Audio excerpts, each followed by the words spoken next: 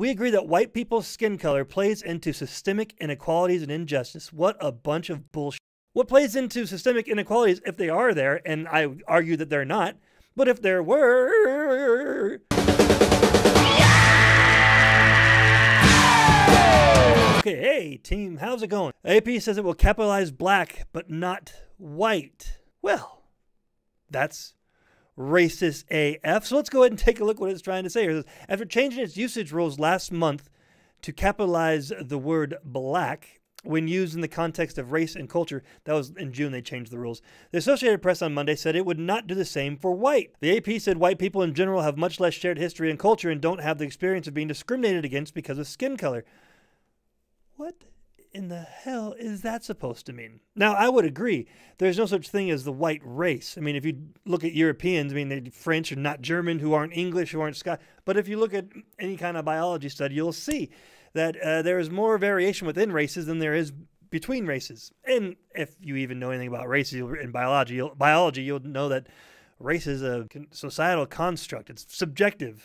What you may think of as a white person may not be white at all. They might be half black, or they might be like my buddy Rob, who is half Mexican. So looks are deceiving. And so when it comes to separating people groups into these little boxes called race by how you think they look, well, you're going to have a lot of crossover, and there is so much. And there is white American culture, which really is American culture as well. And I'm not saying that white culture is American culture. I'm saying that our culture includes our brothers and sisters who don't happen to be white. That includes browns, Mexican, whatever, man, black people, Asian people. We're going with colors, so we might as well go with colors. The red man, the brown man, the black man, the white man, the yellow man, and anything in between. There is no white American culture without black American culture. And guess what, guys? The same thing is true. There is no black culture without white American culture. Nothing's in a vacuum. Nothing's by itself. We all influence each other and we lean on each other, and you'll be surprised if you actually take a look at the history, how cyclical lots of these trends are. Anyway, we dive back in. In some ways, it says, the decision over white, quote unquote, has been ticklish. The National Association of Black Journalists and some black scholars have said that white should be capitalized too. If you're going to capitalize one, you need to capitalize them all. Because what you're setting up a different hierarchy. And aren't you against hierarchies? Aren't we all equal? If we're all equal, then why is one being considered a proper noun and being capitalized, and one white isn't being considered a proper noun and not capitalized? Okay, we agree that white people's skin color plays into systemic inequalities and injustice. My skin color doesn't play into anything. All right, my actions do. And if there have been people before who have been judged unfairly by the color of their skin, how is saying that that's what's happening with white people not the same thing? You're saying the exact same thing, producing an inequality from me. How is that fair? How is that reasonable? How does that robustly explore this problem? You've just expanded it. You've invaded the space and made the story about your decision. And there's consequences for it. Why can't you just treat everyone equally? Isn't your goal egalitarianism? Well, this isn't it. Only capitalizing one over the other? Come on, man. That's silly. And I wish that was it. I wish he's the VP, by the way, of the AP. But he goes on to say, but capitalizing the term white, as is done by white supremacists, risks subtly conveying legitimacy to such beliefs. No, it doesn't. Sorry, just being proper and across the board plays into the, it does play into the white supremacy narrative when you start differentiating between black people and white people, raising one above the other. All right? It goes on to say, white doesn't represent a shared culture and history in the way black does, the New York Times said on July 5th in explaining its decision, which is, again, if there is no culture with which the white people have, then what is this systemic racism we always see? What is this cultural racism you always talk about? What if let's play the game where we switch. Let's play that game. Black doesn't represent a shared culture and history the way white does. See how ridiculously racist that sounds? So CNN, Fox News, and San Diego Union Tribune said they will give white the uppercase, noting it is consistent with black, Asian, Latino, and other ethnic groups. So what they're saying is they're going to capitalize black, Asian, Latino, and all other ethnic groups, but they're going to lowercase white. I mean, what if we did that to black people? What if we lowercased what if we capitalized everybody else except for blacks? They would rightfully be pissed. Okay? Just like everybody should about this. I mean, this is right out of the Ku Klan guide for journalism.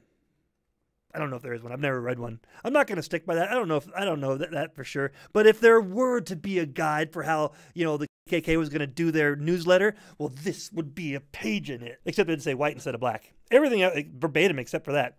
We read on. Eve Ewing is going to tell us all about it. A sociologist. How about that? A sociologist with something to say. I bet you it's dumb. Oh, let's just find out, shall we? Whiteness remains invisible. I called it. And as the case with all power structures, its invisibility does crucial work to maintain its power. I don't know what you're talking about. Power structures are out there for everyone to see and know and to obey. They're not subtly behind the corners without any conveyance of what their motives or intents or edicts are to the people they intend to control through that power. Okay? So the idea saying it's invisible, you can't see it, it's not there, but it is there really. And that's how you know it's there, because you can't see it. Well, I would go ahead and say that if you can't see the racist structures, that means they're not affecting you. Ergo, they're not really racist. And, if there is these power structures that are racist, show me, and let's fight it together. Let's read on. She's going to embarrass herself more. University of Chicago. Great people over there in Chicago. Way too many sandwiches. She's been inside too long. In maintaining the pretense of its invisibility, whiteness maintains the pretense of its inevitability and its innocence. So let me get this straight. It's a pretense. It's not actually invisible. You can see it, apparently. But it isn't, because it's over here. Its invisibility does crucial work to maintain its power. But if you can see it and it's not invisible, then it can't maintain its power. Which means that if people are seeing it and they're responding, people aren't racist. Can't you see how you're contradicting yourself? Can't you see that? You can't see it. Of course not. Eve. You and John should hang out. You guys would be homies. The pretense of this whole justification for why you're going to discriminate against white people, that's what's big and visible. See how we can see it? It's out there for us to see. Racism isn't invisible. If it's invisible, it's not affecting anybody, which means who cares? I don't care if the guy next door hates white people, okay? I don't care if you hate white people. Sounds like you do. I don't care that you do. What I have a problem with is when you allow that hate to influence the way in which you interact with people, me included, the people who read you, the students that you teach sociology of race and education to. Oh my goodness. You teach them? Eve. So you contradict yourself. Whiteness maintains the pretense of its inevitability. Wait, but you do think it's invisible, but you also think that it's not invisible, because then it would have power. But if it was invisible, it would only have that power. But since it's a pretense, it actually is visible, which means it has no power. Way to go, Eve. And how do we know that it's there? Because it's invisible. That's how. Woohoo! Woo! I got a chill. That was amazing, Eve. Jeepers creepers. One more thing. Kwame. My boy Kwame. It's the man we all know and love. What's his name? I think his name is Kwame. I love you, man. He's a philosophy professor at New York University. He says, my boy Kwame, a philosophy professor at New York University, wrote in the Atlantic that my boy Kwame wrote in the Atlantic that capitalizing white would take power away from racists, since their similar use would no longer be a provocative defiance of the norm. Is that what, Kwame, I love you. Much love to you. But is that what they're doing? Are they trying to be provocative in their usage? The AP? Because Kwame is saying, got the beat to make you tingle, make your body mingle, like you got the fever for the flavor of a Pringle. That's why the other side was doing it before. They would make the white supremacists, they'd make theirs they capitalize the W and lowercase the B for black people. Well, Kwame, and I believe him. Why would Kwame lie to me? So they were doing it to be provocative. So what is the AP's justification? What's the real reason? Are they trying to be provocative? Are they trying to virtue signal on the pages? Well, what's the real harm? There's lots of it, and I'm sure you all can think about it. Let me know about it in the comments. Thank you so much for watching. How is that not racist as fuck? That is incredibly, ridiculously, hopelessly racist. And this is from the AP. Unadulterated. How ridiculous. So ridiculously, myopically stupid. That's racist as hell.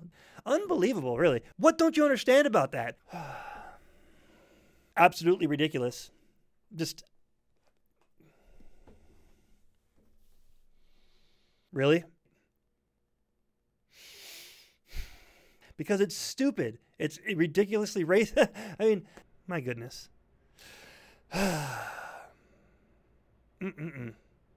Oh, yeah. Dipshit Witsky, John Denny's Shitsky, whatever, the AP vice president. Sorry if I butchered your name. John Ski. You let me know. But not if you're a damn Polak. Got nothing good to say anyway. Nah, I'm just kidding. Love you guys. Bye. My boy Kwame